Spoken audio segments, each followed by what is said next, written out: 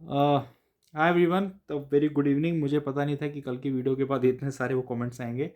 तो एक बार चेक कर लेते हैं क्या क्या आ रखे हैं, क्योंकि इसमें कुछ एक अपने डाउट्स भी हैं। एक अमित कुमार जी हैं, उन्होंने कहा है कि you cannot apply for the chosen course junior secretariat assistant KVS on the basis of aggregate percentage of marks of qualifying examination. Kindly read the information bulletin for more information. Amit ji, आपसे एक रिक्वेस्ट है, sir इसमें ना आप यहाँ पे आपको about info में मेरा मेल आईडी मिल जाएगा। आप उस पर एक बार मेरे को मेल जो भी आपका जो स्क्रीनशॉट आ रहा है आप एक बार वो मेरे को भेज दीजिए। और आपका जो मार्क्स जो हैं जो ये एग्रीगेट दिखा रहा है, बिकॉज जो मुझे लग रहा है कि आपके जो जो ये परसेंटेज होंगे अनफॉर्चुनेटली वो जेएसए के हिसाब से नहीं बन रहे होंगे, तो उसके लिए आई एम सॉरी। बट फिर भी आप एक बार मेरे को भेज दीजिएगा ताकि मैं एक बार उसको देख सकूँ कि अगर कुछ ऐसा है कि कुछ उसके लिए जैसे कि कुछ और उसका ऑल्टरनेटिव है तो वो हम एक बार वो देख लेंगे, right. Then we have SHDKLM। इन्होंने कहा है सर KVS PGT टीचर का वर्कलोड और वर्क प्रोफाइल के बारे में भी बताइएगा प्लीज़। ठीक है, एक डिटेल वीडियो मैं इसके बारे में आपको बना दूंगा, लेकिन मैं आपको इस सबसे बढ़िया एक वो डिटेल देता हूँ, ठीक है। एंड मेरा ये मानना है कि टू द पॉइंट रहो, सुखी रहो, ठीक है।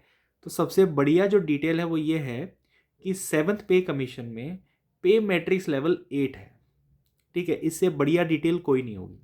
डन। दूसरा ये है कि जो वर्कलोड है, देखिए जैसे मान लीजिए अभी जो चल रहा है जो NEP वो 2020 है। और हाँ, अगर आप इसकी प्रिपरेशन कर रहे हैं NEP वो 2020 घोट के पी जाइएगा कि कोई रात को भी उठा के पूछ ले कि क्या प्रोविजंस हैं, तो वो आपको आना चाहिए। That we will also be discussing. एक दो दिनों में हम उसको स्टार्ट कर देंगे। तो अभी क्या नाम है कि ओके, हाँ, तो अभी इसमें क्या है कि ये मान लीजिए अगर मैं आपके वर्कलोड की बात करूँ तो देखिए अभी आपके पास एक 11th रहेगी, एक 12th रहेगी। 40-40 बच्चे हैं, उनका आपको प्रैक्टिकल वो करवाना है, उनका आपको नॉर्मल काम करवाना है। हाँ, बीइंग PGT फिजिक्स आपको पास देखिए जो इंस्पायर अवार्ड्स हैं या जो जैसे जो बहुत सारे जो आपके जो एग्ज़ाम्स होते हैं वो आपको देखने होते हैं, ओलंपियाड्स वगैरह। नॉर्मल फंक्शन है। बस एक आप एक अपनी सुंदर सी एक डायरी बना लीजिएगा और उसमें टू डू वर्क जो भी होता है उसको आप लिखते रहिएगा। हर रोज़ उसको चेक कीजिएगा कि ये काम हो गया तो टिक कर दो, ये हो गया तो हो गया, सारा काम हो जाएगा। एक आपको छोटी क्लास मिलेगी, हो सकता है कि कई जगह आपको 9th और वो 10th मिलेगी। जैसे इससे पहले जो मैं PM श्री KV बोहर में जो मैं था, तो वहाँ पे क्योंकि वहाँ पे वो सिंगल सेक्शन स्कूल था, तो वहाँ पे क्या है कि मुझे जैसे एक 7th, एक 9th, एक 10th, 11th एंड 12th इस तरीके से मतलब कि वो मिल गई थी, ठीक है। तो इस तरीके से होता है। KVS में क्या है ना, आप ये मान के चलिए कि देखिए आप सुबह 7:20 पे गए तो 2:10 तक का तो टाइम आपके पास है ही है जो आप ये बच्चों के लिए एक आधा घंटा थोड़ा सा आपको, क्योंकि देखिए अभी आप नए लगेंगे, है ना। और मैंने कह दिया तो मैं ये चाहता हूँ कि ये भगवान करे कि ये मतलब कि वो सत्य हो जाए। तो आप जॉब में लगेंगे, 1.5-2 साल तक आप सीखेंगे, तो थोड़ा सा वर्कलोड होगा, नो डाउट। क्योंकि क्या रहता है ना, KVS एज अ ब्रांड आपसे बहुत कुछ एक्सपेक्ट करता है। मिनिस्ट्री कुछ भी अगर सोच रही है, ठीक है। जैसे I have so many friends की जो थोड़ा सा ये मतलब कि मिनिस्ट्री से कनेक्टेड है। मेरा खुद पहले भी NCERT में मेरा एक्सपीरियंस रहा है।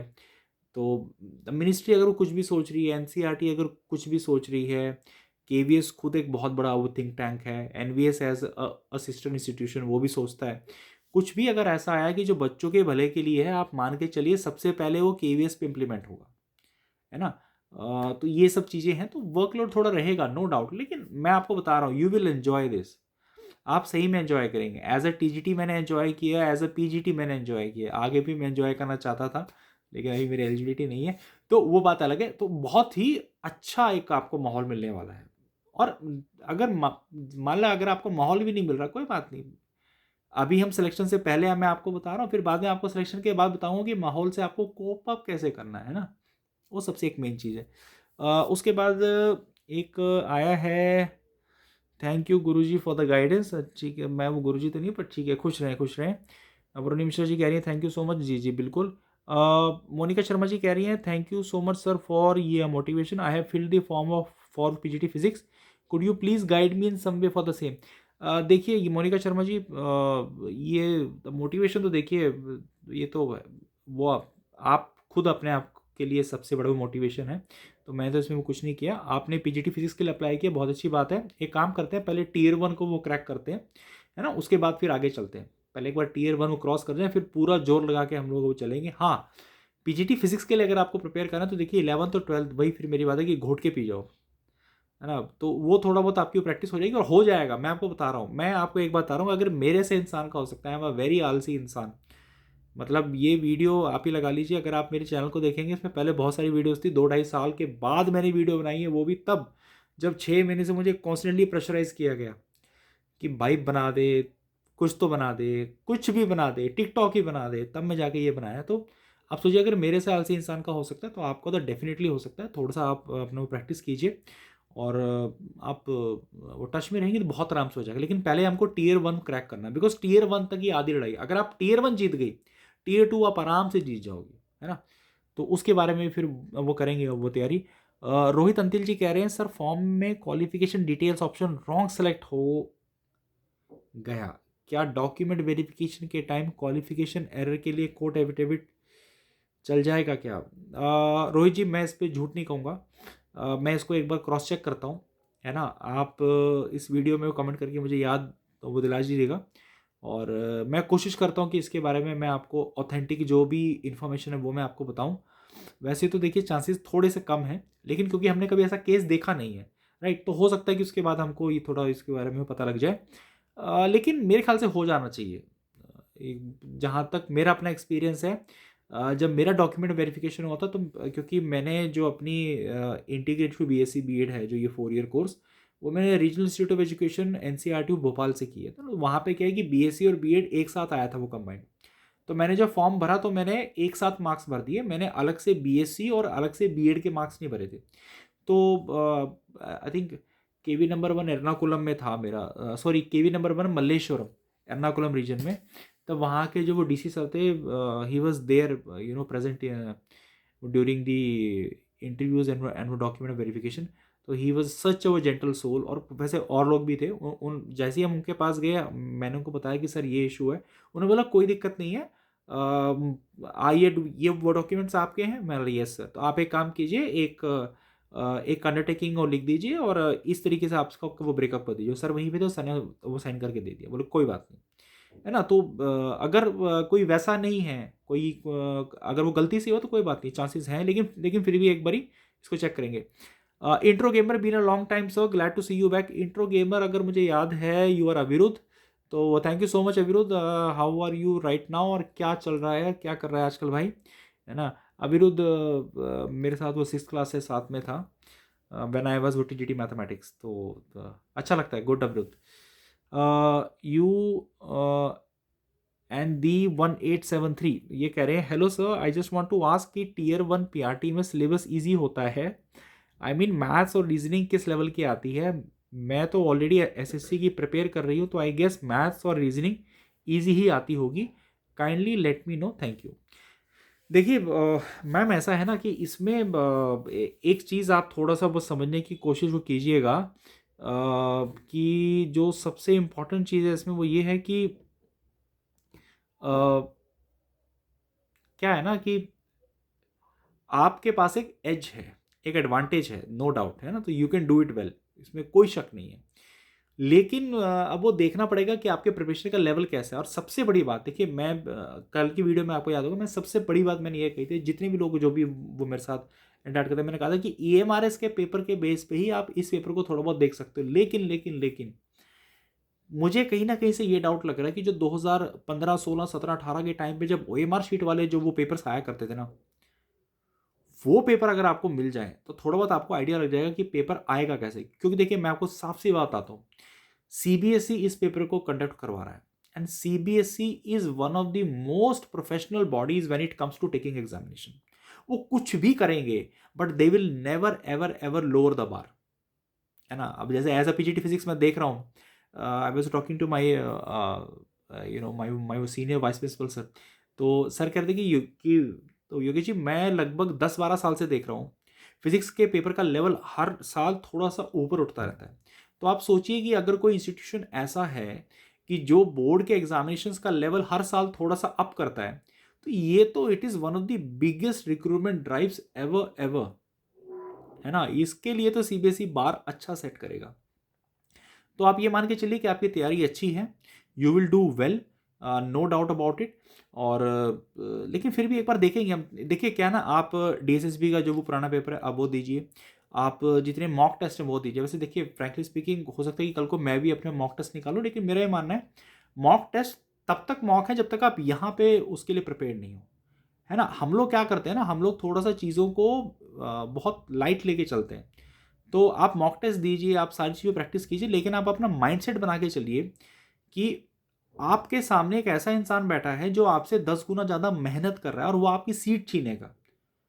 ये जो डेस्परेशन है ना, ये जो डेस्परेशन है कि नहीं वो सीट मेरी है, वो आपके लिए बहुत ज़रूरी है। तो उस चीज़ को आप रखिए, आप अपनी प्रिपेयर कीजिए, आपके पास एक एज डेफिनेटली है। लेकिन याद रखिएगा जो घायल शेर होता है ना वो बहुत ज़्यादा अच्छे से मतलब वो अपना वो फाइट बैक करता है। कई सारे ऐसे हमारे वो भाई बंधु होंगे जो लास्ट टाइम की रिक्रूटमेंट में रह गए होंगे। मैं कई सारे वो ग्रुप्स में हूँ, वहाँ पे लोग कहते हैं कि मतलब मुझे 1.5-2 साल पहले की बात याद है कि वो कहते थे कि क्या कोई वेटिंग लिस्ट आएगी, और मैं देखूंगा, शायद मैंने वहाँ पे लिखा था कि भाई वेटिंग लिस्ट आने का सवाल ही नहीं उठता, क्योंकि कोई वेटिंग में छोड़ना ही नहीं चाहता है ना। Everybody is going for all these things. तो आप सोचिए वो बंदा कितने टाइम से तैयारी कर रहा होगा, है ना। तो एज है, लेकिन हम कोई option we will not leave any stone unturned, right. एक अभी अभी जस्ट आया है, आई विल विन 6 मिनट पहले, सर प्लीज़ आप टीजीटी मैथमेटिक्स के लिए कुछ क्लासेस यूट्यूब पर लीजिए ना। देखिए ठंड का समय है ना, यहाँ पे शाम को 6:30 बजे के बाद जब सूर्यदेव अस्त हो जाते हैं तो ऐसा लगता है कि हे पार्थ सो जाओ। लेकिन अब आप लोग इतना कह रहे हैं तो ठीक है, मैं ट्राई करता हूँ। तो देखिए ये जो योगेश पुनिया जो वो चैनल है ना, ये सिर्फ मैंने बनाया है for attending the general audience and the वो जनरल पब्लिक। तो अभी मैं इस वीडियो के लिंक में या फिर मैं एक और वीडियो बना के जो कॉन्सेप्ट जो एकेडमी है, मतलब जस्ट एक हमारा एक वो वर्जन है, एकेडमी टाइप नहीं है वो, ठीक है। तो उसमें क्या है कि मैं आप लोगों के लिए जो जो टीचर वो ट्रेनिंग हुई जो कोर्सेज हैं, या जो जो ये टीचर एंट्रेंस एग्जामिनेशन है उसका मैं कंटेंट डालना स्टार्ट कर दूंगा, just give me a day और टू। तो वहाँ पे मैं आपको ये मतलब मैं यहाँ पे भी उसको मैं ये बता दूंगा कि ये जी आपसे वहाँ पे आपके लिए वो क्लासेस अवेलेबल हैं, तो देख लीजिएगा। क्लासेस नहीं है, देखिए मैं चाहता हूँ ना, देखिए मेरा मानना बहुत सिंपल है। कल की वीडियो में मैंने आपको कहा कि आप अपनी एक सीट के लिए फाइट कीजिए, तो आप मान के चलिए कि आप ऑलरेडी केवीएस में सिलेक्ट हो चुके हैं, ठीक है। तो अब मैं आपको कुछ बताऊंगा नहीं, मैं आपके साथ चीज़ों को वो डिस्कस करूंगा। क्योंकि क्या रहता है ना, केवीएस में अगर आपको आना है तो आपको उस माइंडसेट से सोचना होगा कि जो इंसान केवीएस के इस पेपर को सेट करेगा वो इंसान कहीं ना कहीं केवीएस से कनेक्शन में रहेगा, और जो लेवल ऑफ क्वेश्चंस या जो दी हायरार्की ऑफ क्वेश्चंस, तो वो उस तरीके से वो सोच के चलेगा कि यार मुझे वो बंदा चाहिए जो केवीएस के लिए फिट हो, है ना। जैसे एक मैं आपको बहुत एक छोटा एग्जांपल देता हूँ, then we will wrap it up. जब मैं अपने इंटरव्यू के लिए गया था 2016 में, it was on 8th of July 2016। तो मेरा माइंडसेट ये था कि मैंने लोगों से बात की कि इंटरव्यू कैसा होता है, तो समबडी सेड कि इतने लोग होंगे, ये होंगे, समबडी सेड कि उसमें एक साइकोलॉजिस्ट भी होता है। अब देखिए साइकोलॉजिस्ट क्या करेंगे, साइकोलॉजिस्ट सबसे पहले आपको ये देखेंगे कि मुझे ऐसा बंदा चूज करना जो केवीएस के लिए परफेक्ट हो, राइट। तो मेरा वहाँ पे जैसे ही मैं रूम में घुसा, my only focal point was कि मुझे उस इंडिविजुअल को देखना है जिसका काम सिर्फ चुप रह के ऑब्जर्व करना है। और वो बंदा जब वो चुप रह के ऑब्जर्व करेगा तो फिर मैं उसी हिसाब से मैं बात करूँगा, तो जैसे मुझे कहा गया था कि अगर ये सीन हो जाएगा तो आप क्या करेंगे, ये सीन हो जाएगा तो आप क्या करेंगे। तो मैं देख रहा था कि one individual was constantly sitting there and observing me. बोला ठीक है, ये साइकोलॉजिस्ट हैं, इनकी जय हो, ठीक है। इनको दिखाना है कि I am fit for being a teacher, क्योंकि उस time I was quite a bit young. अब तो थोड़े से मतलब कि बूढ़े हो गए हैं, ठीक है। तो उस टाइम पे क्या था कि वो मैंने माइंडसेट ऐसा बनाया क्योंकि देखिए क्या रहता है, कंटेंट आप बता दोगे, राइट। मैं आपको बोलूंगा कि जैसे पेयर ऑफ लीनियर इक्वेशन का मैंने वहां पे दिया था वो मतलब डेमोन्स्ट्रेशन, तो वो मैंने बता दिया। लेकिन अगर कोई मुझसे द पॉलिसीज पूछेगा या जो साइकोलॉजी या फिर वो पेडागोजिकल इंटरवेंशन है वो पूछेगा, वो कहाँ से आएगा। और वो बंदा वो क्या पूछेगा, वो बंदा वो चीज़ें पूछेगा जो केवीएस में चल रहा है। इस चीज़ को हमेशा याद रखिएगा। आपसे इंटरव्यू में या आपसे एग्जाम में वो चीज़ें पूछी जाएंगी जो मिनिस्ट्री ने लॉन्च कर रखी हैं, केवीएस में चल रही हैं, एनबीएस में चल रही हैं, एज अ पायलट प्रोजेक्ट वो चल रही हैं। जैसे आई थिंक 2018 या 19 के बैच के एक इंडिविजुअल से मेरी बात हो रही थी। उस टाइम पे ना, अगर आपको याद होगा, वैसे आपको लोग याद तो होना चाहिए ये चीज़, लेकिन शायद से कि 2018-19 ये जो मतलब 19-20 जो था ना, इसमें वो पिज़्ज़ा बहुत चला था, है ना? अपना आई थिंक हाँ, चंडीगढ़ रीजन, उसके बाद छत्तीसगढ़, ये पता नहीं, मुझे ध्यान नहीं है।